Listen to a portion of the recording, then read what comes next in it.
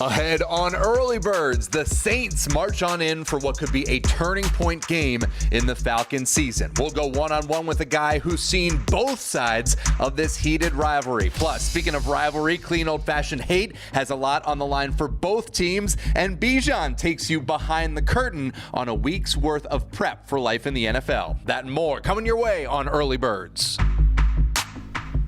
Grab a cup of your favorite Joe and let's talk Falcons football on Early Birds, presented by Mercedes-Benz. Well, good morning and welcome into Early Birds. He's DJ, I'm Justin. Back from the holidays. Shock, what was your favorite part of Thanksgiving? Oh, just eating tons of food and not having to feel bad about it. How about that? How about you? Oh, that's the best. Being with family, and we got some leftovers waiting for us. But first, no doubt, we got to talk about the game coming up for the Falcons tomorrow, and we'll start it off with the opening drive, Falcons and the Saints, tomorrow here on Fox 5. And Desmond Ridder, Shock, will take back over at quarterback. Arthur Smith, by the way, saying it's his show from here on out. So, DJ, why Ridder, and why is Arthur Smith so adamant that he's the guy for the rest of the year? Well, I think, to be frank, he gives you the best chance to win. And I think when we left for the holidays and left for, the bye week, you felt like it was going to be Ridder. And to be honest, he's played pretty decently other than giving up the football. Right. He's moved the football. He's made plays. He's scored touchdowns. He's made some big-time plays. Just has to get rid of the turning over the issue. But other than that, I think Ridder is the guy, and he gives you the best chance to go get dubs. Here's Arthur Smith's reasoning for putting number 9 back under center. He's done a lot of good things. I think clearly you could see when everybody that was there watched Arizona how prepared he was and played very confident. I think he's done a really good job of that, taking advantage of what could be perceived as a major negative and trying to turn it into a positive for not just a short term, but for the rest of his career. As we continue on the opening drive, the Saints coming to town at 5-5 in first place in the NFC South. Everybody's having their own struggles. They're also coming in off a bye. And Shock, we were talking about this before the show. It's kind of hard to get a read on this Saints team. Yeah, no doubt about it. And when you look at their season in totality, you're like, okay, they've had some wins. They had some really good wins. They've had some bad losses. They had times where they've won a couple in a row, but then they falter. So you kind of figure out, is this Saints team really good, or they're struggling to try to find their own like everybody else in the NFC South? So we'll see if they can find a way to do it. Hopefully not this week versus our Falcons. So no matter who the Saints have on the field, Bud Dupree says the rivalry takes things up a notch. This is remind you of that high school game where you really hate the other person, and, that type of ordeal. So man, it's always fun because I remember the same type of atmosphere we had when I was in Steelers with the Ravens, and then also how it became with Cincinnati. So it can either be cordial like the Ravens and Steelers, or it can be shiesty like the Steelers and the Bengals. I don't know anything cordial about that rivalry. All right, and as we wrap things up on the opening drive, let's take a deep breath and reset. Falcons didn't expect to be 4-6, fine. But win tomorrow, you're back in first place in the division. Shock, you called the last game a must-win. Atlanta did not. So what do you call this one against New Orleans? This game is just as big. I mean, you've done well inside your division, so I think that's the plus. I think if you win this ball game, you got a chance to, stay atop of your division, and everything in front of you is still there when it comes to the playoff. This game is just as big as last week, and I think we can say this for the next 7 weeks. Every ball game will be huge. Could be a turning point, that is for sure. Falcons and Saints tomorrow here on Fox 5. Welcome into Early Birds alongside DJ Shockley. I'm Justin Felder, and one guy to watch tomorrow that always seems to make plays when it's against the Falcons, Taysom Hill. Oh, man. He's got 4 touchdowns in the Saints' last 4 games. They use this dude in so many different ways, and you remember a couple years ago, he came in here and was the quarterback and played well and beat the Falcons. Absolutely, he will be a part of what they do, especially in the red zone. Yeah. So the Falcons got to make sure they know where he's at all times. Got to slow down for sure. Well, Shock, to those who don't like you telling it how it is, I'd say film room speaks the truth. Yeah. But I guess that's a foreign language to y'all. Yeah. You like that? What's that? Lil Wayne lyric? Oh, that's Lil Wayne right there? New Orleans? Yeah, like little that. connection? Okay, All right, I get a good one every once in a while. I Good like World that. Illustrator. We'll see you back here in a few. But first, Atlanta has several guys who understand this Falcons-Saints rivalry better than most. GM Terry Fontenot, of course, used to work for the Saints. So did D coordinator Ryan Nielsen, and defensive lineman David Onyemata played for the Saints. Same goes for standout linebacker Kaden Ellis. He sat down one-on-one this week with our Luke Hetrick. Let's pretend it's 2022. You look at that logo. Big one. It's a big game. It's ready to go. And a chance at a throw for Desmond Ridder, and Kaden Ellis chases him down. Third down at 11. Love wrapped up. Down he goes. Kaden Ellis. First full season with the Falcons, how does expectation match reality? I know more now that I made the right choice coming here. I know more now that I'm with the right group after being through some adversity together and seeing how everybody's responding. Why was it the right choice? It's all about the people. You know what I'm saying? It's about the people that you're working with, the organization you work with. New team, same coordinator. We're going to take what we've done well here last couple years. We're going to implement some new things. How would you say this defense that he runs is different from what you've been playing in New Orleans the last couple years? He had a couple things in his back pocket, whether it was stuff that they talked about in New Orleans or didn't, I don't know, or if he's just holding on to it, I'll never know. But there's a couple things that we got here right away, and he's like, hey, Kaden, we're changing this, this, and this. So there's a few things that are a little different. If you watch the tape, you'll see that. And now you get this kind of young, vibrant group, very similar scheme, but getting to see how, different guys are stepping up. It's a great defense, and I'm excited to get these next 7+. Murray on second down, and they give chase and get to the quarterback. It's Ellis again. How would you assess your play through these 10 games? You always want more. You're always greedy. There's always more on the bone. There's a couple plays that I want back. But at the end of the day, I've been glad to get to go out there, play with my teammates, and put some good stuff on film. Make some good plays, have some fun moments, and again, just second half of the season, maybe leave a little less meat on the bone. Let's pretend, because we know there's not a real one, that they're not going to put a Saints helmet. You're not going to find one in this facility. But when you see a Saints logo now as a member of the Falcons, think what? Let's go. Blood. Blood in the water. It's time to get some game intel from Shock. You're invited into the film room. So cut the lights and let's get started. Oh, I love to see Kaden on the other side of it now. But let's talk a little offense. Go back to the last ball game and getting the run game going. It's all about every guy doing their particular job, but also sometimes you got to do it together to create rushing lanes in this offense. And now there's a particular play here. This is a simple inside zone. This is like the bread and butter of what the Falcons like to do. Up front, though, you have to get the proper double team. So right here, you're going to get a double team on this nose, get another double team, and then these two guys are going to double team and double team. You're going to have your tight end. He's actually going to get up on the back of us on the other side. So this is a great correlation of how these guys have to work together. Let's start and see what happens here. There's the double team. Look at this perfect double team. Look how good this is. They actually swallowed this guy up. They got good leverage on this guy, and now you can see him. He's going to get up on this particular guy. Now you got leverage to get up on the backers. Tight end's going up on the other linebacker. This is a perfect display of how you get the run game going, and you open up increasing holes on these particular plays. I'm going to show it from the wide angle as well, which breaks down exactly what you can see. Then you can see the tight end get up on the backer as well here. Now here's the play. Now you see it. Here's our double teams. Talk about our double team. We talked about a seal. Talk about a seal. Good seal on the outside here by your receiver. Now you get Jonnu up on this backer. This guy takes the wrong angle, and this offensive lineman gets up on him. You got a hat on a hat for each guy and creates a huge running lane for Bijan to run through. And this is how you create big-time plays in this offense, and you continue to do and play like this. Bijan, Tyler, Justin, it don't matter who's going to be back there. The big boys up front are creating holes like this. It's going to be fun to watch. That's exactly how they want to block up the Saints tomorrow. Shock, thanks so much. We've got more to come on Early Birds. Both Georgia and Georgia Tech feeling pretty good heading into their rivalry showdown. Michael Jenkins will tell you what each team needs to do today. Plus, they'll see what happens on Monday, Tuesday, Wednesday, Thursday, Friday, Saturday to get to Sunday. Bijan Robinson says playing at the pro level is way more than just the flashy moves you see on the field. The rookie will explain when we go deep.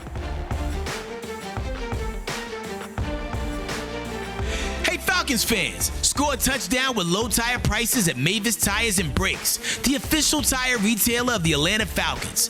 Visit MavisTire.com to find a store near you. You're watching Early Birds, presented by Mercedes-Benz. The best, nothing. And sponsored by the Georgia Lottery. Today could be the day. Truest, when you start with care, you get a different kind of bank. And the Home Depot, how doers get more done. More Early Birds coming back at you.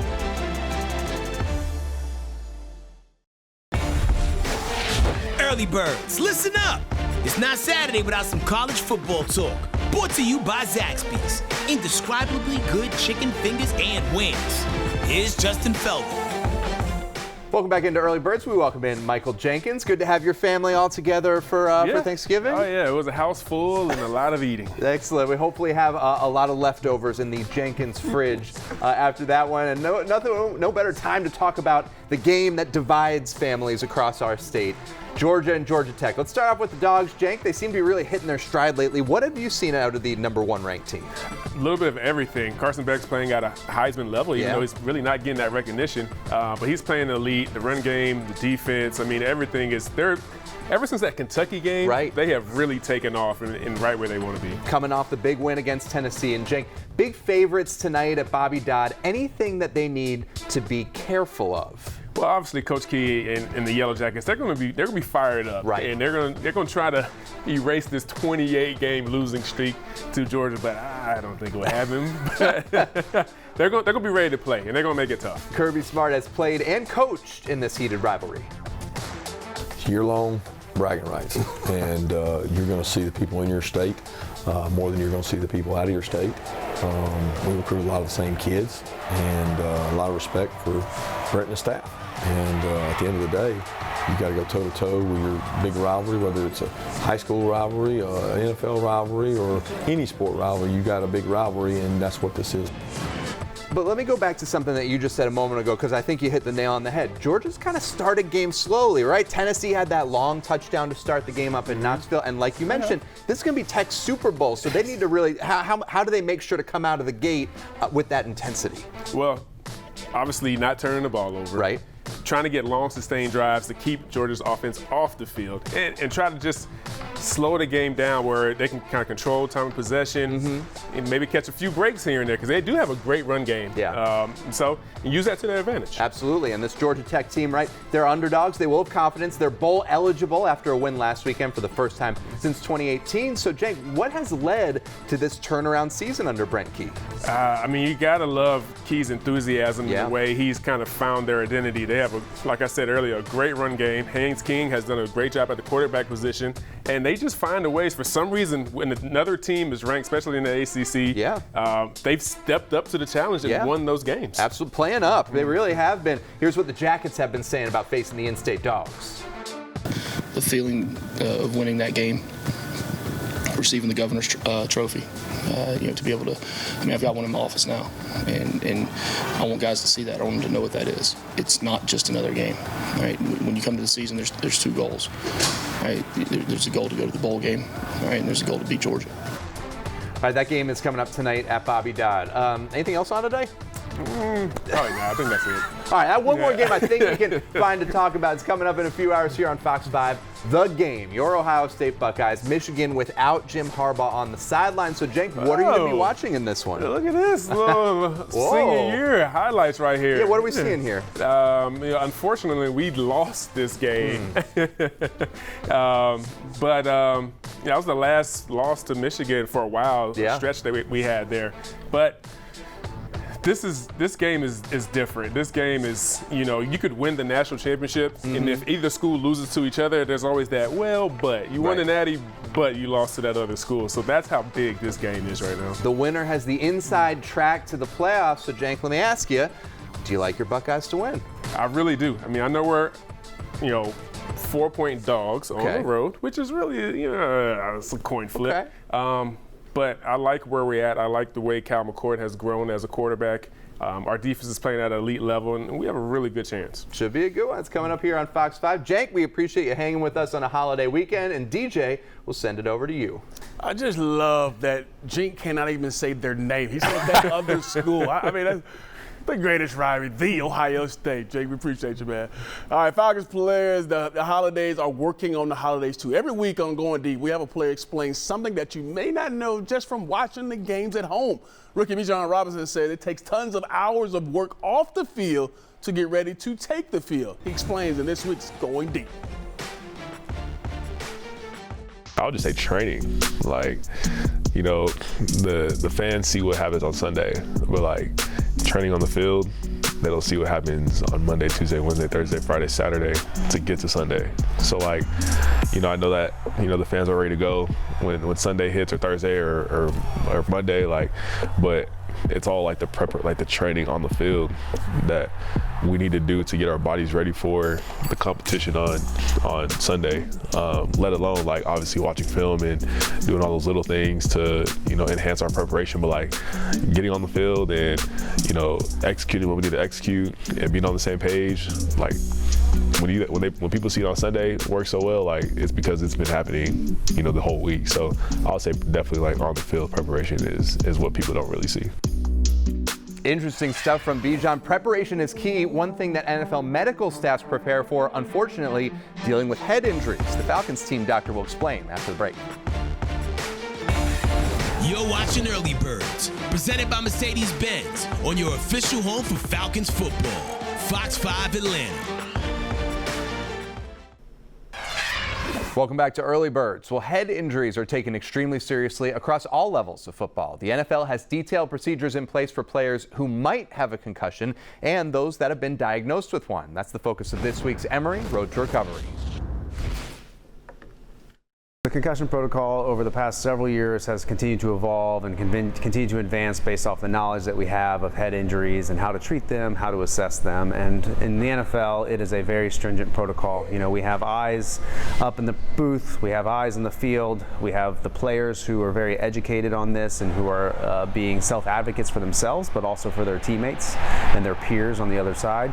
And then anyone can basically stop a game for a head injury. You know, really anybody who's down there can stop a game, or anybody who's appropriately supposed to be watching the game can stop the game. We then assess the player initially on the sideline in the blue tent in a nice, calm, quiet environment. And if there's any suspicion of a head injury or potential concussion, then we go back to the locker room for a more formal evaluation. And these players all have baseline data that we use to assess head injuries. So we have comparative data knowing what their baseline exam is like, so that we can compare to what happened during the game and how they're reacting, so that we can make a better diagnosis. And if there's any suspicion, any concern, they're out of the game.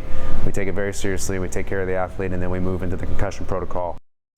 All right, thanks, Doc. Still to come. The Falcons made sure families in our area had turkeys on the table this Thanksgiving. We'll tell you about that after the break.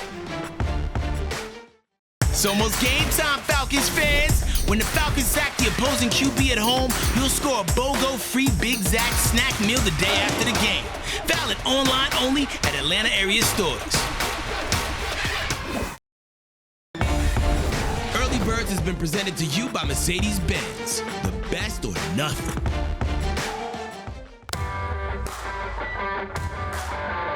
Hey Falcons fans, score a touchdown with low tire prices at Mavis Tires and Brakes, the official tire retailer of the Atlanta Falcons. Visit MavisTire.com to find a store near you.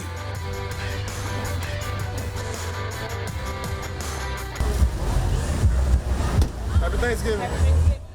Well, rain or shine, the Falcons O-line and D linemen were giving out turkeys. They do it every year. The Falcons from both sides of the line of scrimmage, they hosted the drive-through Falcons Feast event, giving out 1,000 turkeys for families on Atlanta's west side through the nonprofit group Chris 180 and Shock, a cool event they do every year. Yeah, no doubt about it. You're seeing those two, the big guys come together. Yeah. I love the turkey on the head of there on your motto right there, but those guys coming together for a greater good off the field is always cool. You saw David Onyemata. You mentioned him, DJ. Here's what we had to say about this great event.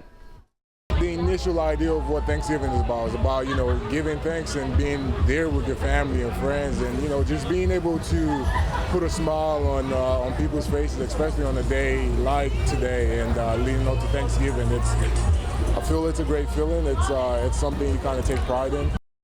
Well, it'll be a happier holiday weekend, Shock, for Falcons fans if they can add a win over the Saints. One more matchup to watch to make that happen. Protect our quarterback at all costs. It's going to be a big part of this ball game. A guy who's hurt us over the years since he's been there, Cam Jordan. Yeah. We have to make sure we block him. And Carl Granderson, he's got 5 sacks on the year. He's their leading sacker.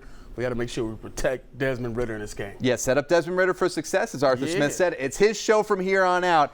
Help him start it with a win. All right, for DJ Shockley, I'm Justin Felder. Thank you all for joining us. Hope you had a lovely Thanksgiving. We'll see you back here next Saturday morning. Have a great one.